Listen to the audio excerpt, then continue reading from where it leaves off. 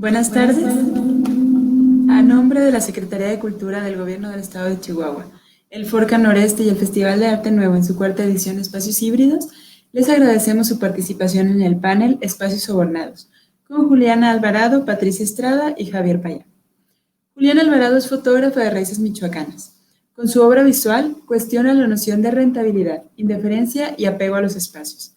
En sus imágenes se observa lo inhóspito y disfuncional que en algunas edificaciones han caído, con motivo de los sistemas económicos que los circundan.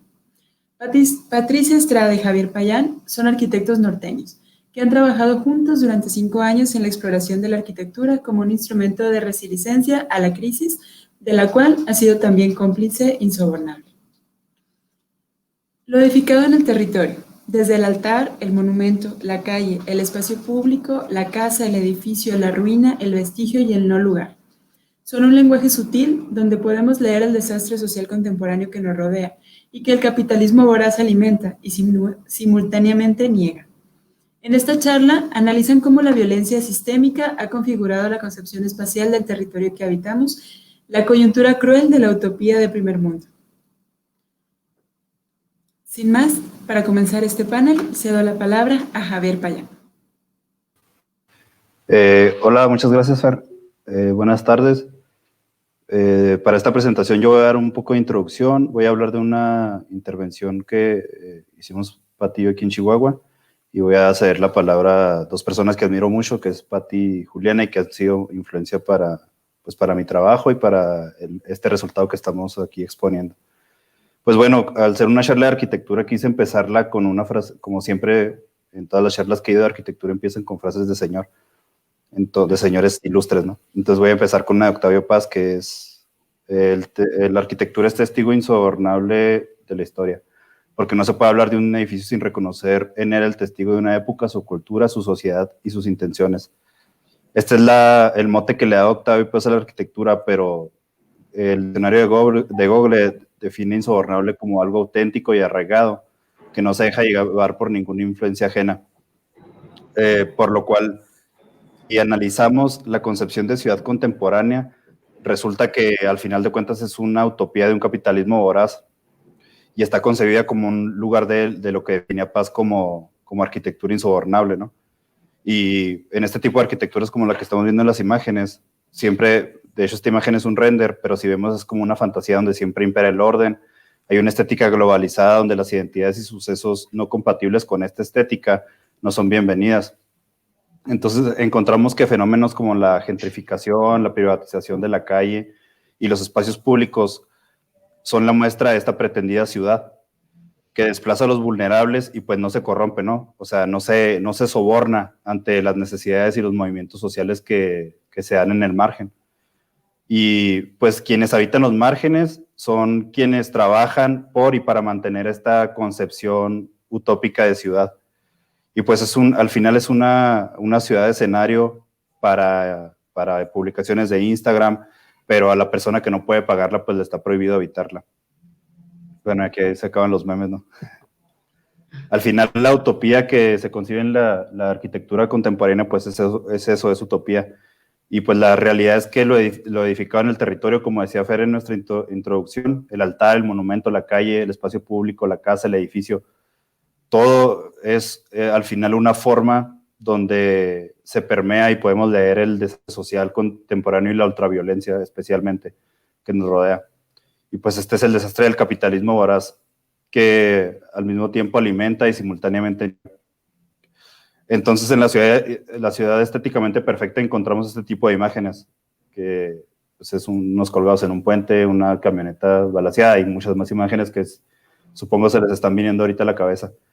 Pero al final de cuentas, pues la ciudad estéticamente perfecta no puede contener las consecuencias de esa presunta neutralidad ante los problemas del margen que provocó por sí sola. Y bueno, la intención de esta charla es es una pequeña parte de lo que hemos descubierto de cómo leer la crisis ignorada por la arquitectura y el espacio insobornable en el espacio que habitamos y el espacio real, ¿no? Lo que vivimos día a día. Bueno, esta imagen que puse ahí es de una ocasión donde me bajé de una ruta aquí en la ciudad, es una de las paradas principales, Juan Escutia y Tecnológico, y prácticamente acaban de asesinar a alguien. Entonces, esta es la arena y las velitas como de recuerdo de la persona. Y esto me lleva a nuestro primer trabajo expuesto, que es el altar. Fue un trabajo colectivo donde participamos Pati y yo, y nos ayudaron dos amigos que son Misael Zúñiga y Carla Arbizo, ahí un saludo si nos están viendo. Y bueno, esto fue el 1 de noviembre del año pasado, y lo que aprovechamos fue que en este cruce de las avenidas donde yo me bajé y presencié esto, ya era la segunda vez que a mí me tocaba ver esto. Entonces, y pues las dos veces era el mismo móvil, ¿no? Alguien acribillado por ser o narcomenudista o estar vinculado al tráfico de drogas. Y al final de cuentas, como los últimos 300,000 de los casi 15 años que llevamos de esta disqueguerra, ¿no? Termina siempre archivado, ¿no? Su caso y jamás resuelto. Entonces, pues la intención fue aprovechar el Día de Muertos como para colocar un altar que recordara este tipo de crucecitas que a veces aparecen en las esquinas de las calles. Estas son básicamente del barrio donde vivía antes, o de la misma zona, y son las crucecitas donde yo recordaba que había muerto alguien. Las busqué en Google y fue lo que encontré. Entonces aprovechamos el Día de Muertos para colocar ese altar que diera como un homenaje a las personas que a veces en el discurso no se merecen un monumento a los caídos, o se les etiqueta como solo daño colateral del negocio que también se ha llamado como guerra contra el narco, pues que al final es como un negocio de armas, drogas, todo. Y bueno, el altar es ahí está Pati montándolo. Yo en ese momento estaba tomando fotos, pero pues también participé en el montaje. Pues la intención fue dar un tipo de voz al suceso, y también una reflexión de que a veces el espacio público en nuestras ciudades se convierte en micromomentos, en tumbas. Y el altar lo complementamos con un texto y 3 corridos que hablan un poco sobre morir en la calle, ¿no? O esta vida rápida que se concibe gracias a la cuestión de la narcocultura y todo esto. Los corridos fueron Cara a la Muerte, que lo compuso Regulo Caro, pero normalmente lo canta Gerardo Ortiz. Mi último deseo de los Recoditos, y La Mancha del Pobre. La puse por la cuestión de que ya había aparecido La Mancha del Pobre. Es un corrido de los que cantan los Tigres del Norte, pero compuso Paulino Vargas, que fue el primer compositor de narcocorridos en la historia, ¿no? Y pues lo que analizamos es que los corridos describían eso como ese fenómeno de morir al final de cuentas sin una razón específica, y profesar como esta vida rápida, al final terminar en la calle, en cualquier esquina, y ser olvidado. O ser olvidado, pero al final recordado por los familiares que ponen este tipo de altarcitos. Y bueno, les voy a leer el texto con el que complementamos el altar, y va así. ¿Sabrá la muerte de su protagonismo en los corridos? ¿Tendrá la muerte del conteo de las veces que la calle se ha convertido en panteón? De las veces que ha pasado por la ciudad a recoger muchachos tirados en alguna esquina, en el asfalto caliente, en las banquetas, muertos por la misma causa, por las mismas armas.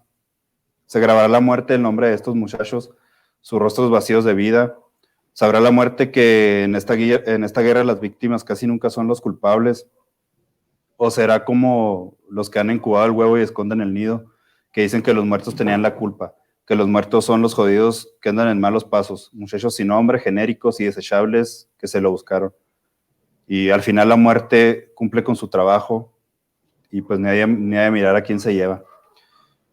Y este altar, acompañado de 3 corridos, es un recordatorio de las miles de veces que la rutina se ha roto, se han escuchado detonaciones, y en la confusión y la polvadera alguien cae y automáticamente se convierte en estadística. Una nota de periódico que se borrará otro día, una tumba temporal en la avenida, otro muerto de una lista interminable que nadie ha podido frenar. El altar es una invitación a siempre tener presente que la sangre que tantas veces ha manchado las calles de la ciudad perteneció a una persona que probablemente estaba buscando conseguir sus sueños y las oportunidades que el mundo le había negado. Comprar las cosas que con la fantasía de la cultura del esfuerzo en un país como este jamás podría tener. La mancha puede ser otro hijo que quería que a su madre no le faltara nada y que ahora solo es una silla vacía en la mesa familiar, que aspiraba a que sus hijas o sobrinos estudiaran y se evitaran la adrenalina de esperar a que les levantara la muerte en cualquier esquina, que al menos pudieran burlarla, evitarse las balas, y ahora ellos recuerdan entre las risas en llantos y navidades con corridos alegres las canciones que les gustaban. Esta tumba callejera fue para las víctimas anónimas de una guerra ajena que nos tocó vivir, para los que a veces es el corrido la única forma de memoria y la voz permanente de vida, de esta vida que es prestada. Y bueno, antes de dar paso a la participación de Patti, les quería mostrar estas imágenes de un monumento, que es lo que ahorita se considera, este monumento no tiene ni 6 años y ahorita ya en un discurso oficial ya está considerado como patrimonio, ¿no? Y herencia. Entonces quiero mostrarles la imagen de lo horrible que es, y también pues fue inaugurado y construido durante la administración de Duarte. Entonces imagínense cuánto dinero se fue ahí de nosotros, cuánto dinero se desvió, ¿no? Entonces, si vemos, ahí está como la frase de Duarte, ¿no? Que indicó que este memorial recuerda a los hombres y mujeres que ofrecieron su vida por la recuperación de la paz y tranquilidad del Estado. Entonces, pues es el monumento a quienes sí lo merecían, que no estoy diciendo que merecían morir, ¿no? Pero al final de cuentas, las otras víctimas también son víctimas. Pues bueno, este es lo que ahorita consideramos patrimonio, ¿no? O herencia. Y bueno, al final de cuentas, no sé, la ciudad se consume a sí misma. Y doy pues la palabra a Patti con su participación sobre herencia, monumentos y pintas. Bueno, mi participación también va ligada a lo que a lo que platicó Javier, porque también hablo del insobornable, ¿no? O sea, de esta parte de la ciudad que no se quiere tocar, que es, pues sí, intocable. Las ciudades solo pueden reconocerse como la herencia. Quien vive en ellas reconoce lo que existe, las formas de ser, de hacer, las tradiciones, los lugares, la música, la comida, como la cultura en la que se encuentra inmerso. A esto le llamamos patrimonio, pero al mismo tiempo son lugares de desafíos constantes y con muchas complejidades, donde la cultura no siempre está a la vista o en los discursos dominantes. Esto lleva a la necesidad de pensar en replantearse a lo que llamamos patrimonio. No hablo del pensarlo desde una representación histórica, porque esa no la podemos cambiar y porque pues ya está clara, ¿no? Pues sí, no hay cambio. Es más bien un representar práctico. ¿Quién puede ocupar esos lugares y las voces de quién son válidas en esos espacios? Las mujeres, por ejemplo, no estamos representadas en esos lugares. Nosotras entramos a esos espacios, pero nuestras voces no se escuchan. Y eso es solamente por hablar de nosotras, que somos la mitad de la población. Ahora, si sumamos a las infancias, a las personas con alguna discapacidad o a las personas migrantes, los lugares a los que se les considera intocables dejan de tener tanta importancia. Por ello, no solamente para hacer ciudad, como siempre se plantea, se debe de tomar en cuenta a las personas, ¿no? También para ocuparlas o reocuparlas. Esto es la necesidad de resignificar, de ver las cosas desde lo más duro y lo más difícil, aunque pues parezca, pues sí, en realidad muy difícil de ver, ¿no? ¿A qué me refiero con esto? A los lugares, a que los lugares que a veces se les pone un nombre como arquitectos y urbanistas, a veces los lugares tienen nombres que parecen dar dignidad a la vida de las personas. Por ejemplo, al corredor, la banqueta, la plaza, el parque, la vivienda, les ponen apodos como grandeza, seguro, digno, público, social, pero eso ya está visto que no necesariamente significa eso y que para muchas personas incluso puede significar la muerte, habitar esos espacios o ocuparlos. Lo que nos lleva a cuestionarnos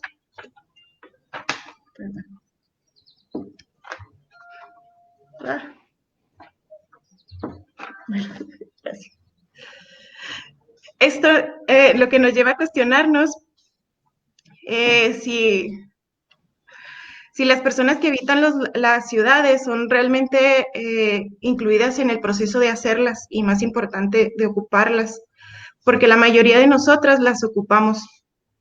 Nosotras llegamos a un lugar con ciertas características a las que llamamos hogar, o llegamos y ocupamos espacios que les decimos públicos, como la calle o la casa o la banqueta, a las que llamamos, a las que vamos a caminar, a reunirnos, a bailar o a hacer un sinfín de quehaceres, en los que también se encuentra demandar cambios.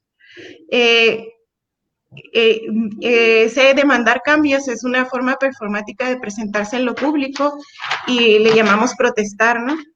A esos cambios que no se consideran en la cultura dominante y donde todo lo que está hecho o construido pertenece al mundo de lo intocable, como decía Javier anteriormente. Estos lugares o esos conceptos generalmente son conceptos que no se pueden tocar, que ya no tienen posibilidad de cambio.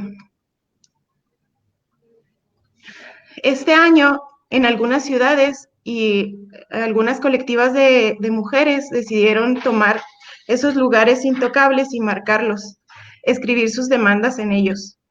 En Chihuahua, aún podemos ver las pintas en Palacio de Gobierno. Como mujeres, para ocupar estos espacios es necesario pensar en la herencia más que en patrimonio, porque patrimonio resulta un concepto muy, muy inflexible. La palabra herencia viene de las cosas que están unidas o adheridas. Entonces, eso nos hace pensar en lo que vamos a heredar, en lo que vamos a tener, en lo que podemos definir en este presente. No es necesario pensar como en lo que se va a quedar más bien cómo lo van a definir en el futuro, sino nosotros pensarlo desde ahora, cómo se va a definir, qué es lo que vamos a dejar, pues. Por ello, me pareció que era importante documentar estas expresiones a un nivel que nos permita preservarlo como parte de la memoria colectiva o como un recordatorio de que no se ha resarcido el daño y que aún no se generan condiciones de justicia y libertad para nosotras. Entonces,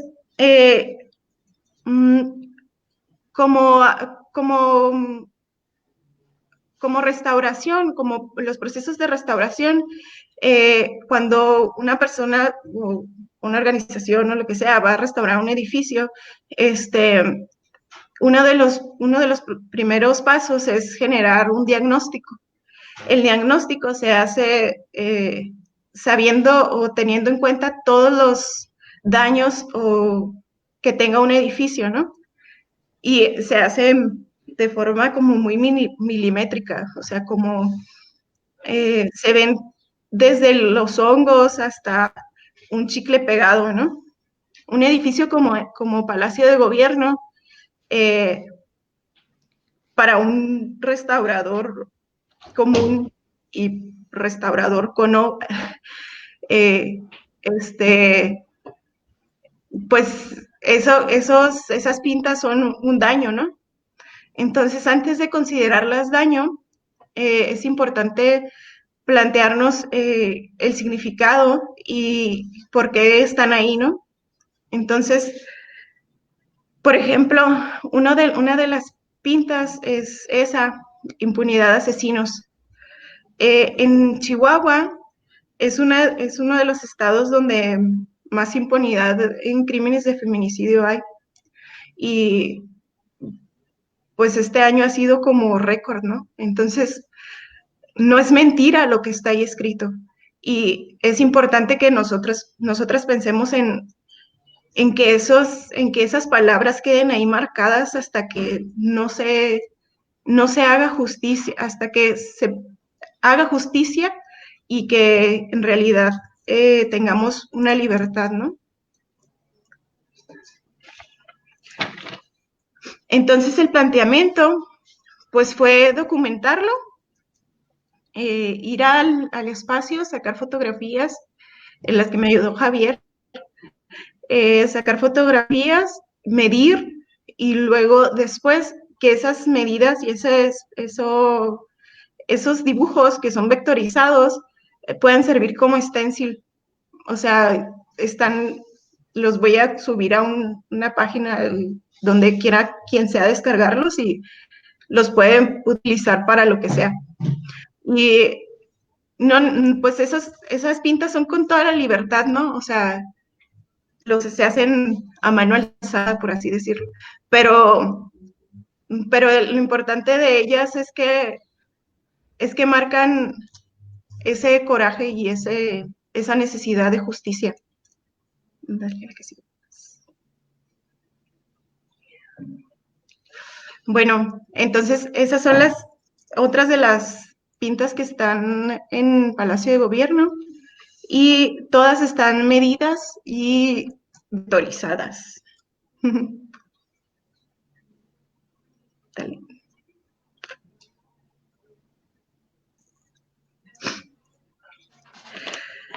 Una de las pintas más recurrentes es el nombre de las personas, el nombre de las personas que faltan y la exigencia de justicia. Nombrarlas, ver sus nombres, recordarnos que no han tenido justicia. Rubí, Marisela, Miroslava, Patsy, Paulina, Isabel, Aralí, todas las que nos faltan. Pero de nombrarlas nos va a hablar Juliana, a quien cedo la palabra. Hola, hola a todos y muchísimas gracias por haberme considerado para esta charla. Estoy muy honrada de que hayan vinculado mi proyecto de Nómbralas en todo este trabajo que está haciendo tanto Patti como Javier. Bueno, esta es una serie por la que mucha gente conoce mi trabajo. Estuvo expuesta en la Bienal de Fotografía del 2018 en el Centro de la Imagen. Bueno, como decía Patti, está vinculado por el tema del espacio. Es uno de mis ejes centrales en mi cuerpo de trabajo. Mi obra fotográfica generalmente gravita entre conceptos como el paisaje, el espacio habitado, la mujer como sujeto político. También trabajo algunos conceptos autorreferenciales, donde busquen diálogo con esta idea de donde lo personal es político, ¿no? Bueno, para mí esta serie fue muy importante porque surgió un poco accidentada en un viaje que hice hacia el norte de la República. Bueno, ahí déjame leer, ahí está, porque se iba a caer mi celular. A mí me interesa mucho retratar el espacio como edificaciones que para mí signifiquen algo. Siempre encuentro como, no sé, en mi trabajo como esta línea que suele darse mucho a la repetición o lo que llaman tipología. Tengo varias series que trabajan este concepto de tipología. A veces lo hago como de una manera ya pensada y a veces es con cosas que me encuentro como en la observación y la contemplación del paisaje. No me interesa tanto como la parte como de género de fotografía, ¿no? Sí me interesa como la forma de pensar la imagen o de pensar el espacio que habitamos.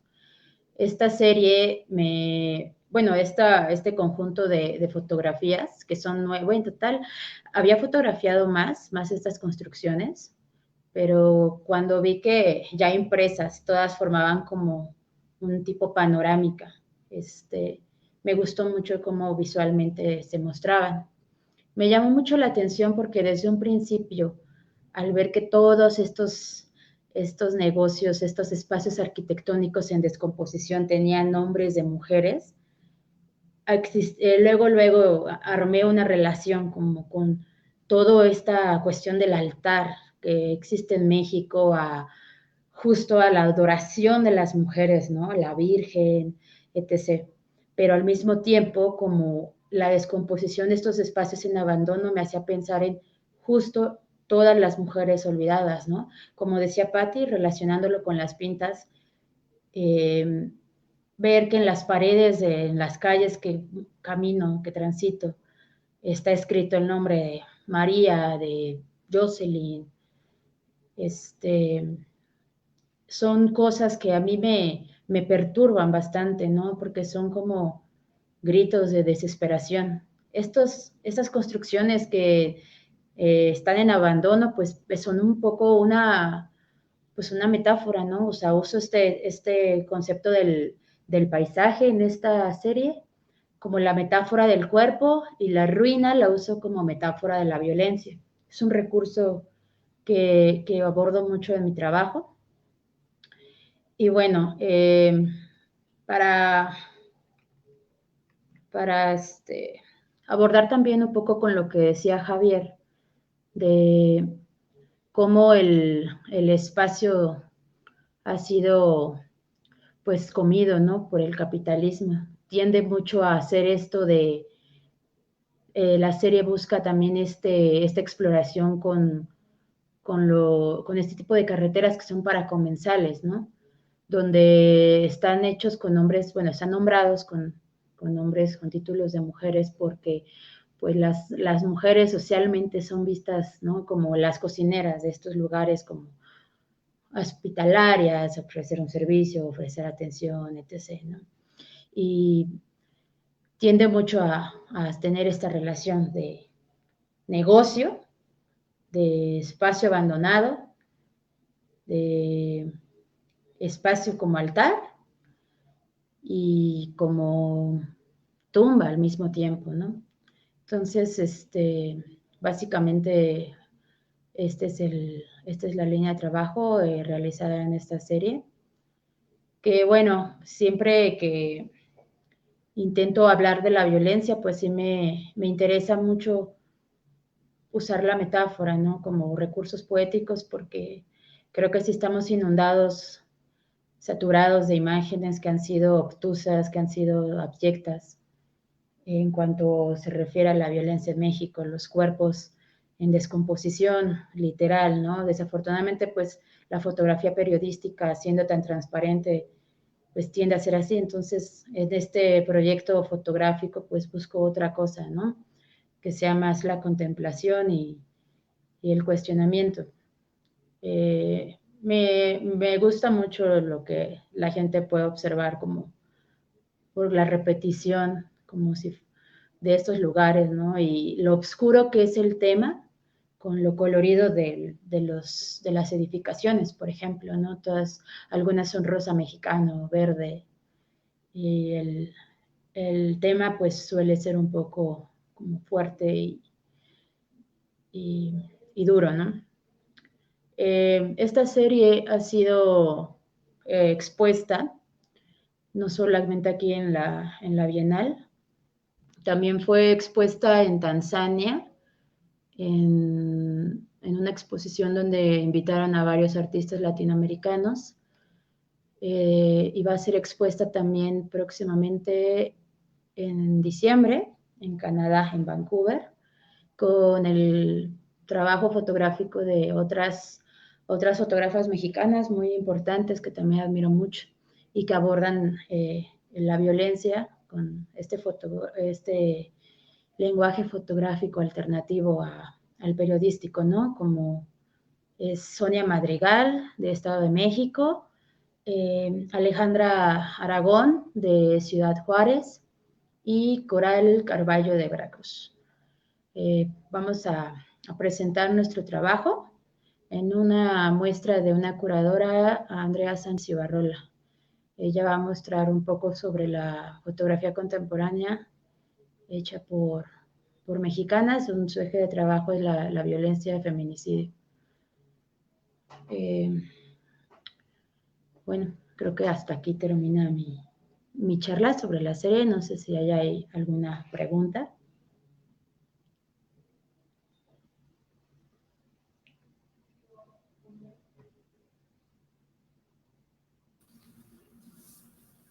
Muchas gracias a los tres por sus participaciones. No sé si quieren hacer algún comentario adicional a su trabajo.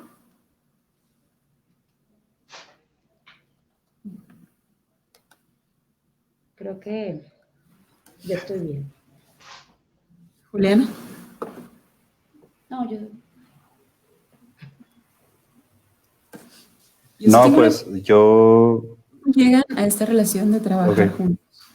O sea, ¿cómo juntar esta parte de, bueno, por desgracia en muchas de las ciudades, o en prácticamente todas las ciudades en México hay violencias y diferentes tipos de violencias y diferentes manifestaciones también de la violencia.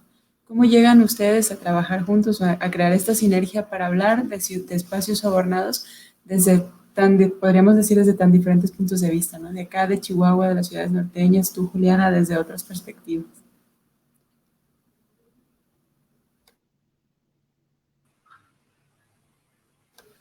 Javier. Pues ha sido extraño, pero yo desde que conozco a Pati, igual a Juliana, han sido como los temas con los que más coincidimos. Entonces, pues siempre estamos teniendo feedback. Con Pati tengo trabajando pues prácticamente 6 años o más, no sé, y a Juliana tengo 10 años siguiéndola y como 5 o 6 años también siendo amigos, y ha sido ver que, pues sí, como que las mismas problemáticas no las encontramos hasta porque somos como de una misma clase social y tenemos una educación muy parecida. Entonces, pues ha sido esa sinergia como que se ha dado muy natural, ¿no? Y pues sí, de hecho, para mí, conocer a Juliana, igual a Pati también fue como pues encontrar a alguien con quien coincidía mucho, y al final de cuentas pues las dos me influyen para poder trabajar este tipo de temas. Y es todo. Bueno, en mi caso, yo vi a Javier como un soporte, pues, bastante... Bueno, yo a Javier y a Pati los conozco desde hace mucho tiempo, y siempre, de que yo recuerdo de la formación como arquitectos, siempre estuvieron como muy interesados en la parte del espacio público y también como en la parte del rescate de monumentos, ¿no? O como de la importancia de la arquitectura, sí, del rescate del monumento. Y ahora los veo como desde otra narrativa, ¿no? Desde lo que estos espacios públicos simbolizan, no desde la parte de vista tanto como arquitectónica o de patrimonio, sino como estos puntos de encuentro social o de narrativas urbanas que nos cuentan, ¿no? Que reflejan los problemas como cotidianos de las ciudades. En la cuestión, por ejemplo, de las manifestaciones y de las pintas, me ha tocado muchos comentarios como de que no debemos dañar los monumentos, o ¿hay alguna postura de parte de ustedes como en esta narrativa de cuidado de la estética de las ciudades?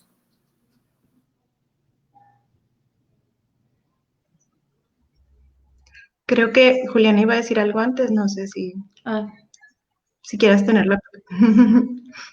Bueno, con respecto a tu última pregunta, creo que va más dirigida a Javi y a Pati por su trabajo, pero creo fervientemente que ese tipo de preocupación hacia lo que Pati decía, que el patrimonio ya no es flexible, ahora es herencia, ¿no? Nosotros lo estamos haciendo, lo estamos habitando, lo estamos interviniendo. somos parte de que exista este patrimonio. Entonces creo que, por ejemplo, con respecto a las pintas, a dañar de alguna manera el patrimonio, pues estamos teniendo como una perspectiva errónea.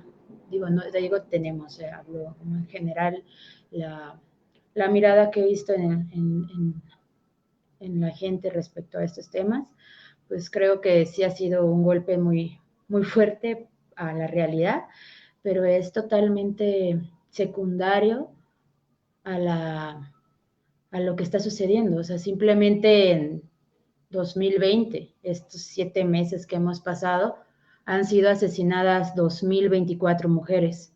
A mí me parece que esto es lo más importante y lo que tengamos que tener, seguir teniendo el foco de atención. Y no está de más decir que la vida de todas estas mujeres que murieron, 2024 mujeres en 2020, es muchísimo. Esto es prioritario, ¿no? Bueno, sobre lo que nos preguntas, Fer, sí, nosotros tenemos mucho tiempo trabajando esos temas, incluso de forma muy cercana a los espacios, o sea, a los lugares. Nos tocó muchas veces llegar a espacios que son patrimonio y que deben de, o deberían, ¿no?, de tener un acercamiento muy cercano, estar muy cercanos a las personas que habitan, que habitan esos espacios, y no es así. Y la razón por la que no es así es precisamente por lo que comento, que no se ocupan esos espacios realmente por las personas, se ocupan más bien por hombres y por una forma muy patriarcal de ver la ciudad y de ver el patrimonio. Entonces, sí, los lugares que llamamos patrimonio son importantes, sí creo que lo son, y mucho de mi trabajo inicial como arquitecta, como arquitecta, fue defender esos espacios, ¿no? Pero si esos espacios no significan nada para las personas, no se pueden defender. O sea, el patrimonio como tal, va para, o sea, ¿a quién le quieres ceder esos espacios, ¿no? ¿Quiénes los van a ocupar? Eso es lo que debemos de estarnos preguntando. Y yo creo que una forma de ocuparlos ahorita son las pintas, porque son una forma de decirle a las personas que esos lugares no están siendo, ahí no entra cualquier persona, y no son espacios donde se estén dando situaciones de justicia, que sí tienen la responsabilidad. Las personas que trabajan dentro de esos espacios tienen la responsabilidad de brindar justicia, ¿no? Entonces, es muy duro que un concepto tan inflexible, como decía ahorita, no nos permita crecer ni nos permita ocupar. Y por eso como que cambié mi perspectiva, ¿no? O sea, para mí fue muy importante ver a las mujeres el 8 de marzo pintando esos espacios. Para mí fue muy rompedor, o sea, yo verlos, ¿no?, el nombre de Maricela Escobedo ahí es como con una pinta a mano alzada, para mí es muy rompedor. Y por eso me parece mucho más importante eso que el mismo edificio en sí.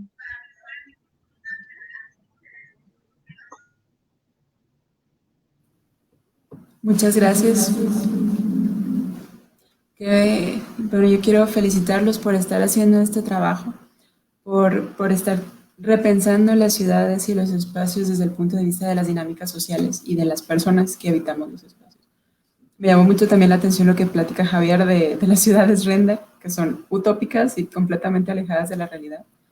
Creo que si las ciudades son para vivirlas, tenemos que vivirlas todos. y vivirlos todos significa que va a haber muchos puntos de vista y muchas maneras de acercarse y de apropiarse de los espacios. ¿Quieren agregar algo más? Pues yo nada más, por lo pronto agradecer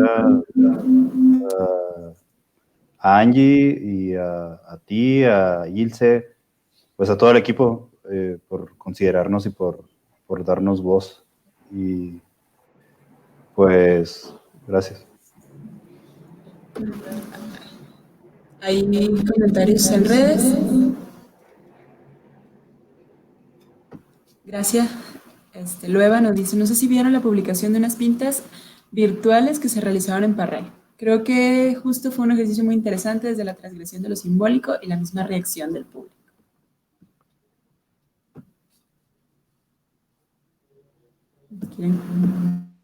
¿Tú, Javier, que eres de Parral? Yo creo que el único que las vio fui yo de los tres. Sí, yo sí las vi y lo que me gustó mucho fue cómo reaccionó la gente que reacciona a todo, ¿no? Que pensaron que eran reales y que estaban como súper indignadísimos por un edificio que en realidad está incluso, bueno, uno de los que vi está parado, o sea, no se usa tanto.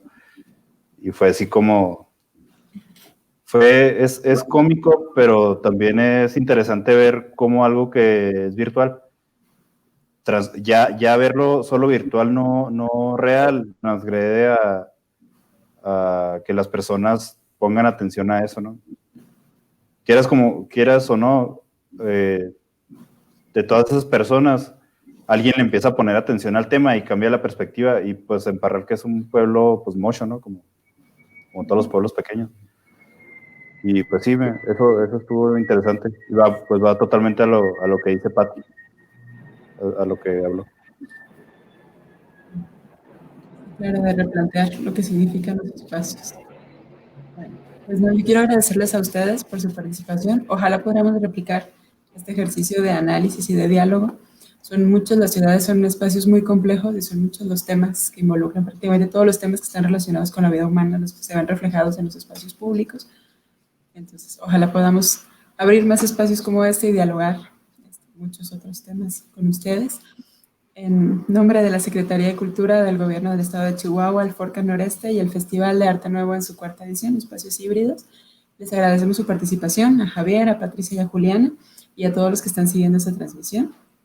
Les recordamos que pueden consultar la grabación de esta charla y del resto de los contenidos del festival en las redes sociales de la Secretaría de Cultura, del Festival de Arte Nuevo y en la plataforma www.festivaldeartenuevo.com. Muchas gracias y nos vemos pronto. Gracias.